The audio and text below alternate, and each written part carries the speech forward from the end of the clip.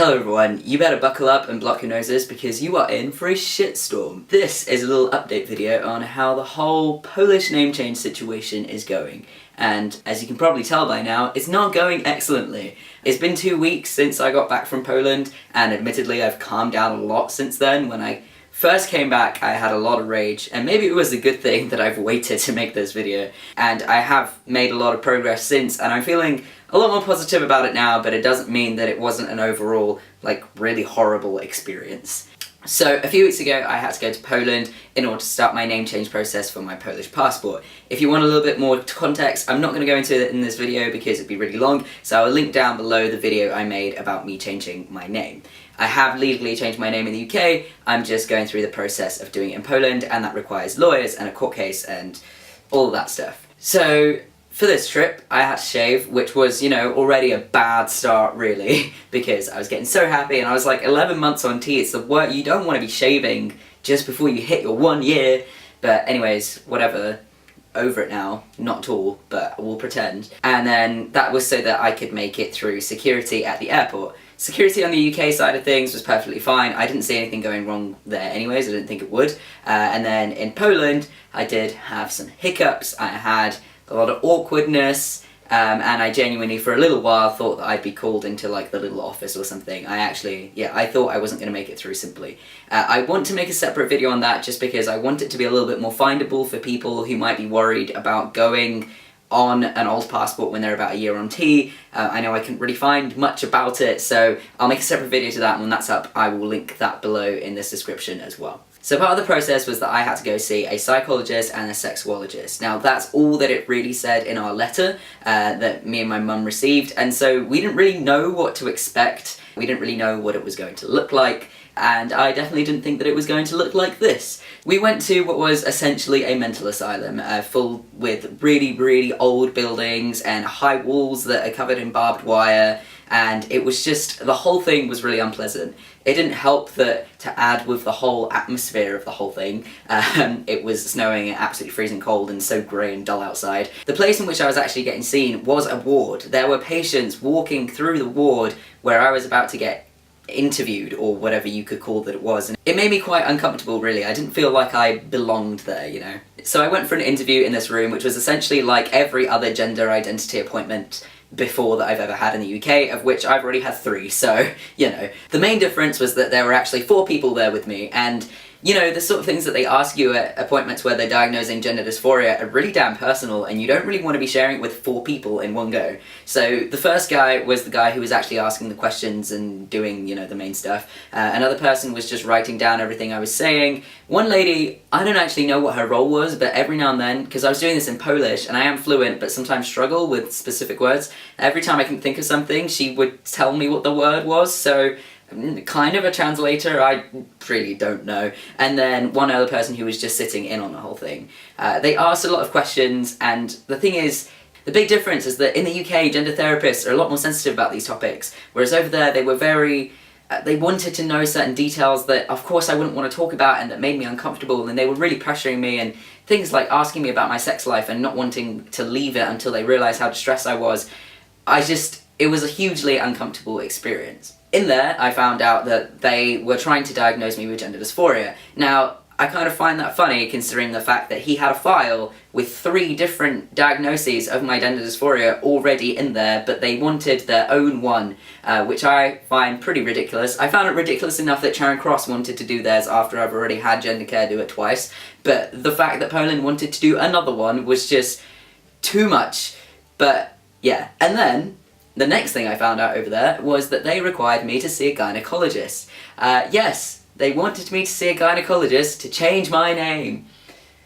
Oh, how does that have anything to do with anything? And that's what I said to them. I was like, you're not going to discover anything that we don't already know and that I already don't know about myself, so I don't know what the point is, I don't understand it. And they wanted me to do a chromosome check and blood tests and stuff, and the thing is, blood tests make sense when you're going to be prescribed hormones, but they're not prescribing me hormones. They don't need my blood tests, and the whole chromosome checks, whether I'm intersex or not, does I'm still trans either way, you know, they don't need to know these things, except apparently they do. So that just kind of got dropped on me like a bombshell. And another thing that was really crap about that was the fact that I'm dealing with lawyers and everything, and, you know, I really should have been told this. We should have been told this before I went there. It's elongating the process entirely, the fact that they never mentioned this in the first place. So it was really, really annoying and really upset me that A, it just got dropped on me in that environment, but B, that my lawyers weren't consulted about it beforehand. So just the way it was dealt with was really not great.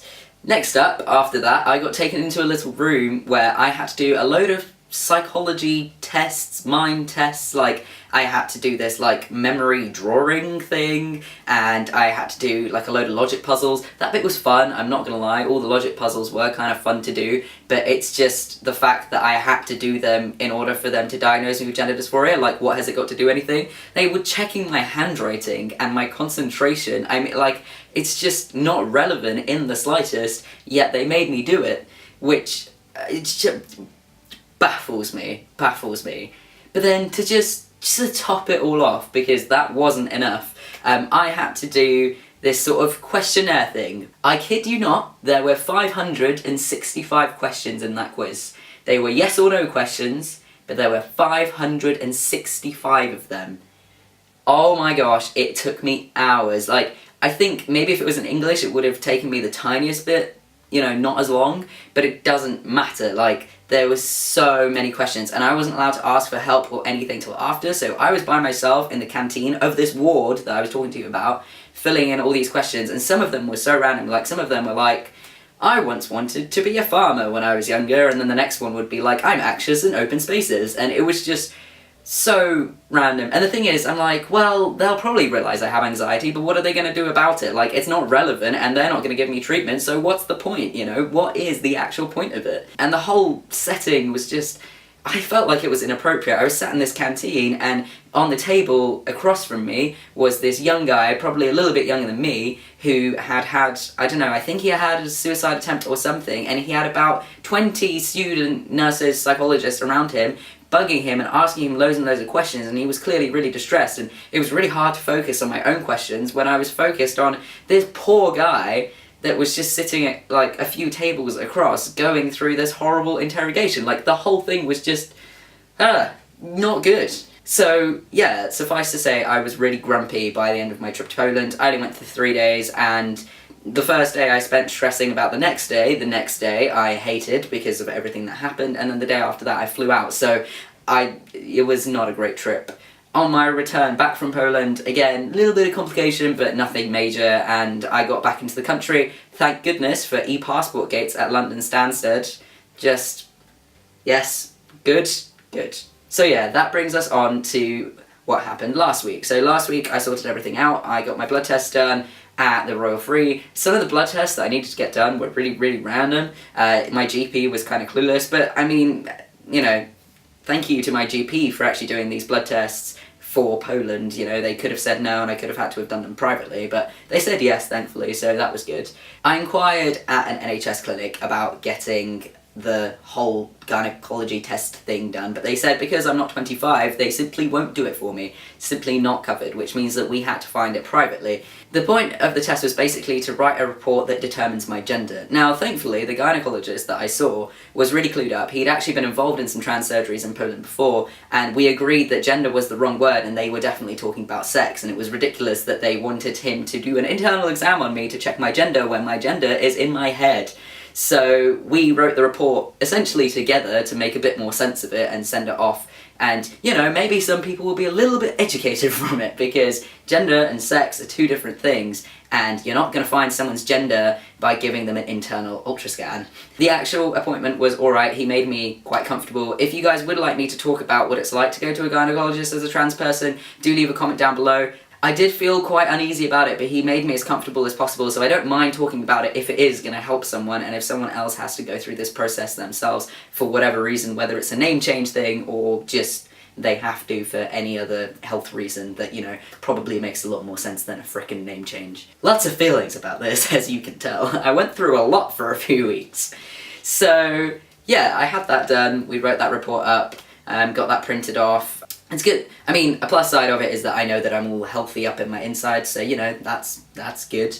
And then a few days later, I had a chromosome blood test done. So I went to the Harley Street Fertility Clinic, so for anybody else that needs it, that is the cheapest one that I found that would do it, and it's called a karyotyping blood test, and basically they took a huge frickin' vial out of my arm. She said, oh, you know, it's only just one, but like, the NHS ones are like this small, and that one was like huge. She was there for ages, just like moving it, blah, blah, blah. I hate needles and blood tests, so I did not love it, but yeah, so she took that out. I've still got a bit of a bruise. It was like a really intense blood test. It felt different.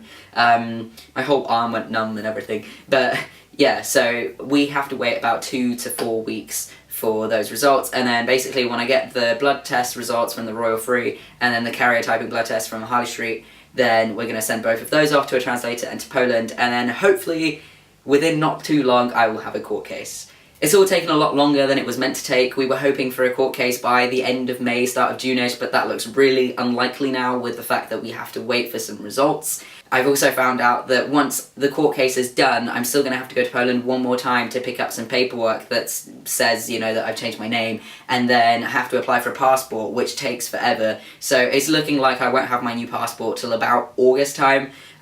It's really impeded on my plans a bit because I had a plan to see a friend in July abroad and a plan to go on like a birthday holiday in August, and I just don't think I'm going to be able to do either of them now because of all the passport stuff. So yeah, it's really not been great. I mean, a huge annoyance of the whole thing is simply the fact that we weren't told about all the extra things that we had to do, because if we were, we would have gotten them done before I went to Poland, and I'd maybe be having a court case within the next month, you know, and it would have sped up the whole thing. So yeah, that's that hell that I've been going through. I'm feeling a lot calmer now, my stress is a lot lower now. There's just a bit of, I guess, annoyance left, but I'm not thinking about it much because I don't need to book anything or plan anything. It's just sort of, it is what it is, and I will probably find out stuff at some point and give you guys updates when I have them. Hopefully they don't come up with more ridiculous things that they need, but also from how things have been going, I would not be surprised. So yeah, that is that. I think it's one reason it's really gotten to me emotionally is because I just cannot be myself. I mean, this whole time in my 1 year on T video and in my 6 month post-op video, I would have said that I've been feeling the most comfortable and most me I've ever been, but this whole thing has slightly put a halt on it because it's hard to be able to feel like you can be yourself when you have to prove yourself in all of these ridiculous ways to a ridiculous amount of people just so you can change your name, and I'm quite dejected. I am quite dejected about the whole thing. But anyways, hopefully it's on the up from now onwards. If you like this video, please give it a like. Maybe that will make me feel a little bit better. I don't know. Please do comment down below any advice or, you know, just hopeful messages, because I need them. And please do subscribe if you'd like to be kept updated on my journey. Thank you so much for watching, and I will see you all next time.